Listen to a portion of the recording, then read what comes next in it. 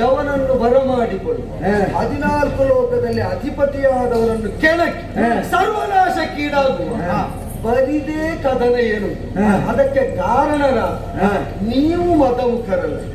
ಬಾಲ ಮಾತ್ರ ಬೆಳೆಸಿದ ನನ್ನನ್ನು ಮತಮುಖ ಅಂತೇಳಿ ನೀವು ಮತಮುಖರು. ಅವ್ರು ಏನು ಮಾತಾಡ್ತಾರೆ ನೋಡಿ, ಅವನಿಗೆ ನಮ್ಮಿಂದ ಆಗುದಿಲ್ಲ.